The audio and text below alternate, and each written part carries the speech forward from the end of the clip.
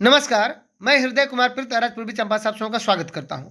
जैसा कि आप सबों को पता ही है कि सक्षमता तृतीय का नोटिफिकेशन जारी कर दिया गया है और पूरी प्रक्रिया को हम समझेंगे इस वीडियो में कि आखिर कितने अंकों की परीक्षा होगी, प्रश्न कहां कहां से कितने कितने अंकों का रहेगा, पासिंग मार्क्स के लिए कितने मार्क्स लाने जरूरी हैं, चाहे वो बीसी हो, ईबीसी हो, जनरल कैटेगरी के हैं या महिला है या दिव्यांग है तो कितने मार्क्स पर आपका पासिंग मार्क्स निर्धारित है। दूसरी चीज़ कि आखिर हम फॉर्म कैसे भरेंगे, कौन कौन सा हमें डॉक्यूमेंट्स अपलोड करना होगा और पूरी प्रक्रिया को समझेंगे।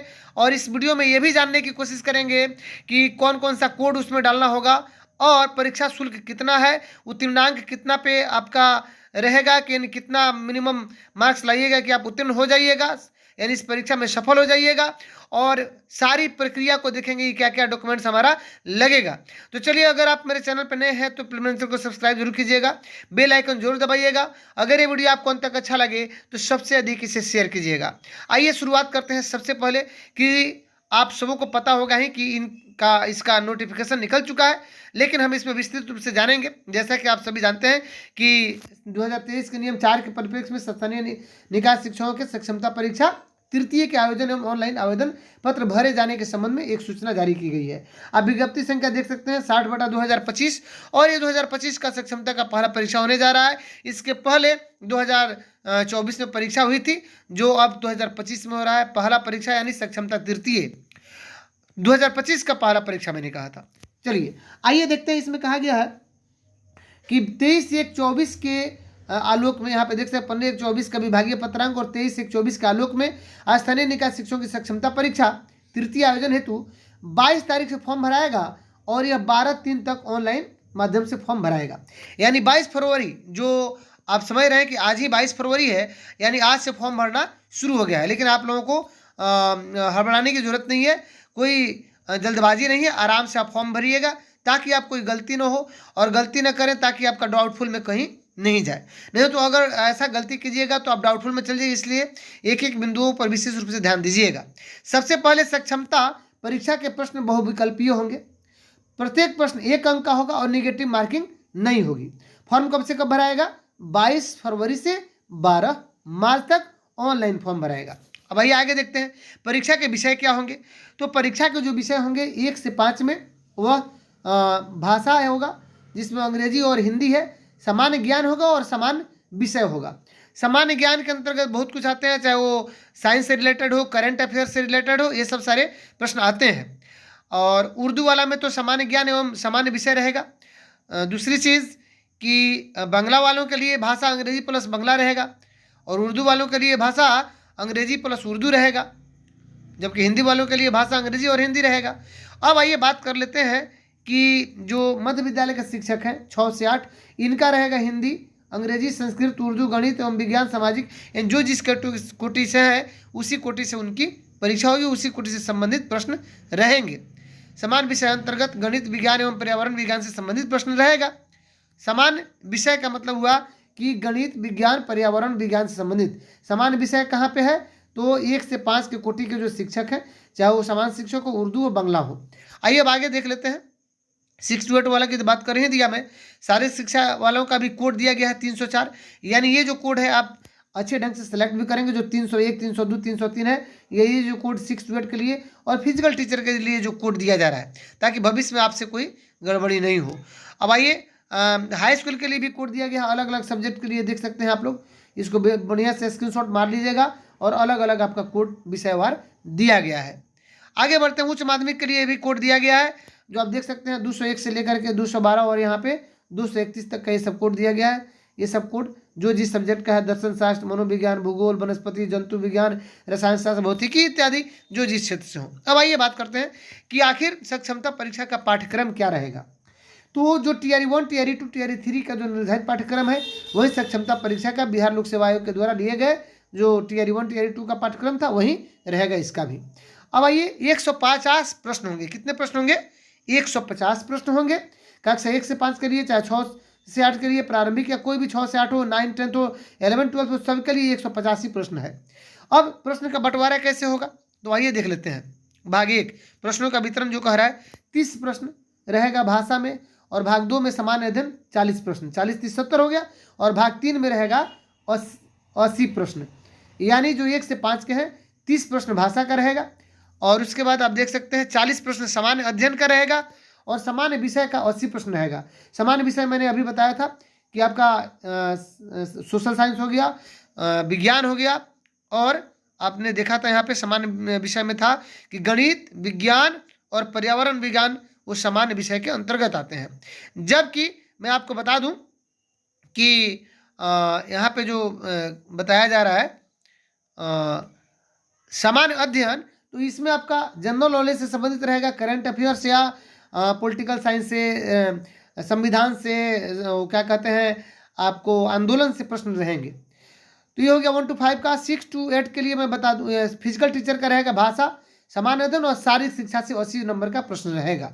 ठीक उसी प्रकार 6 to 8 का भाषा और सामान्य अध्ययन सबका सेम ही है, 30-40 का है। लेकिन जो थर्ड उनका रहेगा भाग 3 संबंधित विषय 80 प्रश्न का रहेगा। 6 to 8 का जो जिस सब्जेक्ट के होंगे 80 प्रश्न रहेगा।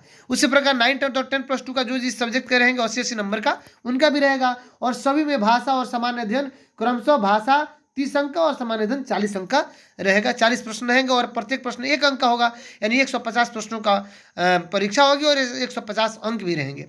अब आइए बात कर लेते हैं कि अर्हता, तो आप सभी जानते हैं सभी अर्हता प्राप्त है आपके पास, तभी आप इस फॉर्म को भरिएगा, परीक्षा दीजिएगा। कह रहा है कि 2024 में द्वितीय में जो सम्मिलित नहीं है अथवा अनुत्तीर्ण हुए हैं इस परीक्षा में सम्मिलित हो सकते हैं, वो भी उनको भी सम्मिलित होना होगा। और वैसे शिक्षक अभ्यर्थी जिनके द्वारा सक्षमता परीक्षा 2024 द्वितीय हेतु आवेदन पत्र भरा गया है एवं परीक्षा शुल्क जमा किया गया है, परंतु किसी कारण उसे परीक्षा में सम्मिलित नहीं हो सके हैं, वे इस परीक्षा में सम्मिलित हो सकते हैं, उन्हें परीक्षा शुल्क दे नहीं होगा। यानी पहले अगर आप परीक्षा सक्षमता द्वितीय का फॉर्म भरे थे और परीक्षा नहीं दिए थे तो आप इसमें शामिल हो सकते हैं, आपका ये जो परीक्षा शुल्क वो नहीं लगेगा। लेकिन बाकी अगर चाहते हैं शामिल होना या असफल है उनका परीक्षा शुल्क 1100 रुपया पुनः लगेगा।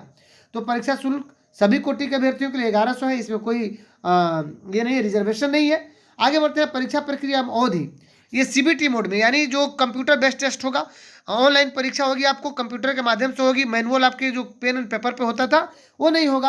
हालांकि 5 परीक्षा का सिस्टम कर दिया गया है। इसके बाद जो चौथी और 5वीं परीक्षा होगी वह ऑनलाइन नहीं होगी बल्कि वो पेन एंड पेपर पे परीक्षा होगी।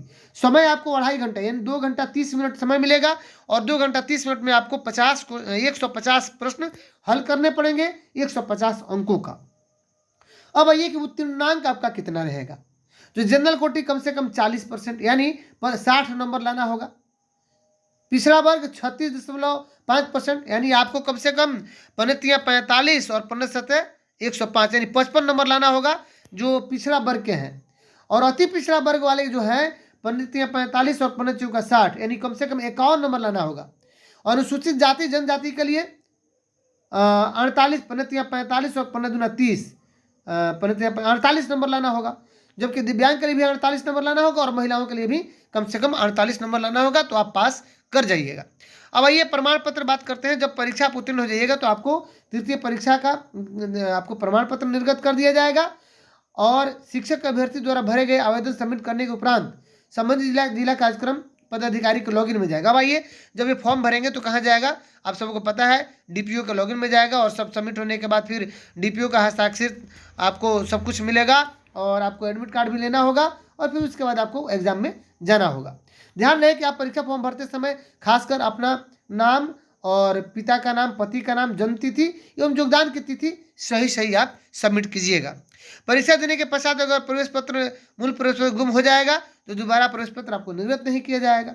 दूसरी बात कि 14 नंबर बिंदु कहता है कि समिति द्वारा निर्गत जो प्रवेश पत्र है शिक्षक अभ्यर्थी द्वारा डाउनलोड किया जाएगा। डाउनलोड किया गया प्रवेश पत्र जो आप प्रवेश पत्र डाउनलोड कीजिएगा तो फिर आपको DPO के पास ले जाना होगा। स्थापना द्वारा माह दिसंबर 2024 के वेतन भुगतान का सत्यापन वेतन भुगतान पंजी से कर भौतिक हस्ताक्षर के उपरांत अपलोड किया जाएगा। शिक्षक अभ्यर्थी के आधार कार्ड नियोजन इकाई द्वारा निर्गत नियुक्ति पत्र एवं फोटो का मिलान कर जिला कार्यक्रम पदाधिकारी स्थापना द्वारा प्रवेश पत्र पर हस्ताक्षरित किया जाएगा। यानी आपको जो प्रवेश पत्र मिलेगा उसमें आपको काउंटर साइन किया हुआ मिलेगा आपके DPO साहब का और ये सब मिलान किया जाएगा आपका दिसंबर के वेतन भुगतान से। और आधार कार्ड, पासबुक या जो कुछ भी इसमें जो मांगा जा रहा है आप देख सकते हैं, फोटो युक्त जो होगा आधार कार्ड नियोजन इकाई द्वारा निर्गत जो नियुक्ति पत्र है। अब ये 15 नंबर बिंदु कहता है कि परीक्षा के बाद मूल एडमिट कार्ड शिक्षक अभ्यर्थी क्या करेंगे, फिर जमा करेंगे जो BO के पास जमा होता है, DPO के पास जमा होता है और वहाँ आपको इसको रख लिया जाएगा और इस जो आप वहाँ पे जाइएगा तो ये जो एडमिट कार्ड है इसको फिर जब जमा कीजिएगा तो थंब इम्प्रेशन के बाद अन्य बायोमेट्रिक मिलान किया जाएगा और मूल एडमिट कार्ड को पोर्टल पर अपलोड कर मूल एडमिट कार्ड कार्यालय में सुरक्षित रख लिया जाएगा। यानी ये मूल जो एडमिट कार्ड है वह कार्यालय में सुरक्षित रख लिया जाएगा और सब कुछ पोर्टल पे जब आपका काउंसलिंग होगा तो अपलोड कर दिया जाएगा। 16 नंबर बिंदु कहता है, आप देख लीजिए 16 नंबर जो बिंदु है वो कहता है कि वैसे शिक्षक अभ्यर्थी जिन्होंने सक्षमता परीक्षा देनी है उन्हें ऑनलाइन परीक्षा हेतु कंप्यूटर पर आवश्यक प्रैक्टिस करने की सलाह दी जाती है। यह प्रैक्टिस नजदीकी विद्यालय के ICT लैब में संध्या 5 बजे के बाद आप कर सकते हैं, 7:30 बजे से 9:30 बजे तक कर सकते हैं, है ना, शाम में। शिक्षक अभ्यर्थी यदि चाहे तो सुविधा अनुसार निजी कंप्यूटर संस्थान में भी आप प्रैक्टिस कर सकते हैं, ये कोई बड़ी बात नहीं है। आगे बढ़ते हैं। 17 नंबर की सक्षमता परीक्षा उत्तीर्णता के पश्चात सभी उत्तीर्ण अभ्यर्थियों का विद्यालय आवंटन के पूर्व काउंसलिंग होगा और आपका थंब इम्प्रेशन किया जाएगा, बायोमेट्रिक जैसा होता है। 18 नंबर है कि अगर आप न्यायालयीय प्रक्रिया के अधीन है या अपीलीय प्राधिकार के अधीन है तो संबंधित अभ्यर्थी का सक्षमता परीक्षा आवेदन पत्र सबमिट नहीं हो सकेगा, यानी केस अगर चल रहा है आपके ऊपर तब। 19 नंबर कहता है कि यह सक्षमता परीक्षा स्थानीय निकाय द्वारा विधिवत चयनोपरांत नियोजित एवं कार्यरत शिक्षकों के लिए है। इससे इतर कोई भी शिक्षक यानी कोई दूसरा व्यक्ति इसको नहीं भर सकता है, चाहे नियोजन मुक्त हो गया हो या सेवानिवृत्त हो चुका है, ये शिक्षक इसके लिए पात्र नहीं है। यह वैसे निकाय स्तर के शिक्षकों के लिए है। 20 नंबर बिंदु है कि DPO स्थापना के माध्यम से ऑनलाइन भरे गए परीक्षा आवेदन के विवरण के आधार पर समितियों द्वारा उनका प्रवेश पत्र निर्गत किया जाएगा, है ना। और प्रवेश पत्र निर्गत होने का मतलब ये नहीं कि आप परीक्षा पास कर गए, पात्रता की संपुष्टि नहीं होगी जब तक कि आप परीक्षा पास नहीं कीजिएगा। 21 नंबर बिंदु है कि परीक्षा फल प्रकाशन में प्रमाण पत्र निर्गत करने की प्रक्रिया के बीच अथवा परीक्षा फल प्रकाशन के पश्चात शिक्षक के सेवा काल में यदि किसी भी समय यह पाया जाता है कि संबंधित परीक्षार्थी इस परीक्षा हेतु पात्र नहीं था तो उसका अभ्यर्थित्व या परीक्षा फल या प्रमाण पत्र रद्द कर दिया जाएगा। आइए 22 नंबर बिंदु कहता है कि निर्धारित अवधि में विहित शुल्क के साथ जिस शिक्षक अभ्यर्थी का ऑनलाइन आवेदन जिला कार्यक्रम पदाधिकारी के माध्यम से समिति को प्राप्त नहीं होगा उनका प्रवेश पत्र निर्गत नहीं किया जाएगा। 23 नंबर बिंदु कह रहा है कि निर्धारित और अर्हता रखने वाले अभ्यर्थियों से सिर्फ ऑनलाइन के माध्यम से परीक्षा आवेदन पत्र यानी जो परीक्षा शुल्क है 22 फरवरी से लेकर के 12 मार्च तक आपको स्वीकृत किए जाएंगे। परीक्षा फॉर्म भरने की जो विधि है आप जा करके सक्षमता.com पर क्लिक करके वहां से भर सकते हैं। सक्षमता 3 का पोर्टल खुल चुका है। तो अगर अभी तक ये वीडियो आपको अच्छा लगा हो तो सबसे अधिक इसे शेयर कर दीजिएगा। अगर आपको वीडियो अंत तक अच्छा लगेगा तो अभी शेयर कीजिएगा। अगर आप मेरे चैनल पर नए हैं तो प्लीज मेरे चैनल को सब्सक्राइब जरूर कीजिएगा, बेल आइकन जरूर दबाइएगा। आगे बढ़ते हैं। आगे बढ़ते ये है कि ऑनलाइन आप आवेदन भरिएगा, ध्यान रहे कि आपके पास मोबाइल हो, आपका ईमेल आईडी हो और मोबाइल नंबर आधार से जुड़ा हुआ हो। ईमेल आईडी एवं मोबाइल नंबर अंतिम परीक्षा पर प्रकाशित होने तक सुरक्षित रखेंगे। 25 नंबर बिंदु कहता है कि प्रवेश पत्र समिति के वेबसाइट पर भरने की विस्तृत विधि बताई गई है कि रजिस्ट्रेशन होगा, फॉर्म भराएगा और फिर आपका भुगतान होगा। रजिस्ट्रेशन होगा तो रजिस्ट्रेशन के बारे में बताया गया है कि जब रजिस्ट्रेशन होगा तो आपके मोबाइल नंबर पर SMS जाएगा, OTP आएगा, OTP डालिएगा, फिर रजिस्ट्रेशन की प्रक्रिया पूर्ण होगी। फॉर्म भरने की प्रक्रिया भी इसमें बताया गया है कि रजिस्टर्ड मोबाइल नंबर और पासवर्ड के सहयोग से फिर पोर्टल पर आप लॉगिन करेंगे, फिर फॉर्म भरेंगे और उसको फिर वहाँ पे जो भी शैक्षणिक विवरण है उसको भरेंगे और परीक्षा शुल्क भुगतान करने के बाद यहाँ पे मेक पेमेंट करेंगे और उसके बाद ये आपका पेमेंट हो जाएगा। इसके बाद परीक्षा शुल्क आपका भुगतान स्वीकार कर लिया जाएगा। अब आइए क्या क्या उसमें लगेगा, कौन कौन सा डॉक्यूमेंट्स लगेंगे इसको अब बेहतर ढंग से समझते हैं। कि अपलोड रंगीन फोटोग्राफ, यानी रंगीन फोटोग्राफ होगा जिसका साइज 20 KB से 100 KB तक होना चाहिए और 3.5 सेंटीमीटर इंटू 4.5 सेंटीमीटर यानी लंबाई चौड़ाई उसकी होनी चाहिए। और हस्ताक्षर किया हुआ स्कैन, उनका हस्ताक्षर भी चाहिए, हस्ताक्षर का स्कैन, उसका भी साइज दिया गया है 10 KB से 50 KB तक। रंगीन फोटोग्राफ हल्का होना चाहिए और बैकग्राउंड सफ़ेद होना चाहिए, हल्के रंग का होना चाहिए या कैमरे के सामने का खींचा हुआ होना चाहिए। फोटोग्राफ में अभ्यर्थी की आंखें व चेहरा स्पष्ट रूप से दिखना चाहिए, अर्थात चश्मा पहन के नहीं होना चाहिए। आइए 7 नंबर बिंदु कहता है कि फोटो खिंचवाने के समय सिर पर टोपी या कोई कपड़ा या काला चश्मा स्वीकार नहीं है। काला चश्मा स्वीकार नहीं है, बाकी आप जो आँख किसी को दिखाई नहीं पड़ता है, अगर सफ़ेद चश्मा पहनते कोई दिक्कत नहीं है। अब आइए बात कर लेते हैं कौन कौन सा प्रमाण पत्र आपको अपलोड करना पड़ेगा। तो जो भी जिनका जो क्वालिफिकेशन है, अगर इंटर है, ग्रेजुएशन है, MA है, तो ध्यानपूर्वक आप क्या करेंगे कि अपना प्रमाण पत्र यानी सर्टिफिकेट और अंक पत्र दोनों अपलोड करेंगे मर्ज करके। मैट्रिक वाला में मैट्रिक का, इंटर वाला में इंटर का, स्नातक वाला में यानी BA वाला में BA का, MA वाला में MA का, फिर उसके बाद आप DLED या B.Ed या बी लीव या जो भी होंगे उसमें अपना प्रमाण पत्र और अंक पत्र दोनों कीजिएगा। अगर आप कैटेगरी से बिलोंग करते हैं आरक्षित श्रेणी से तो जाति प्रमाण पत्र जरूर आप अपलोड कीजिएगा। आधार कार्ड अपलोड करने का ऑप्शन है। टीईटी या सीटेट या एसटीईटी या दक्षता उत्तीर्ण प्रमाण पत्र अपलोड करना होगा। नियोजन इकाई द्वारा जारी नियुक्ति पत्र भी आप लोग अपलोड करना पड़ेगा। दिव्यांग आवेदक के लिए सक्षम प्राधिकार द्वारा निर्गत प्रमाण पत्र, ये जितना डॉक्यूमेंट्स है सब आपको अपलोड करना पड़ेगा। और सभी आप क्या कीजिएगा, पहले यही होता था कि सेल्फ अटेस्टेड होता था, यानी सारे डॉक्यूमेंट्स का छाया प्रति आप करा करके फिर उसका क्या कीजिएगा आप स्व अभिप्रमाणित, यानी देखिए लिखा हुआ है सभी सर्टिफिकेट को सेल्फ अटेस्टेड करके ध्यान रखेंगे कि सर्टिफिकेट और अंक पत्र क्या करेंगे कि सेल्फ अटेस्टेड करके और अपलोड करेंगे। उसके बाद जब ये अपलोड हो जाएगा सब कुछ आपका सबमिट हो जाएगा, फिर आप एग्ज़ाम दीजिएगा, पास कीजिएगा।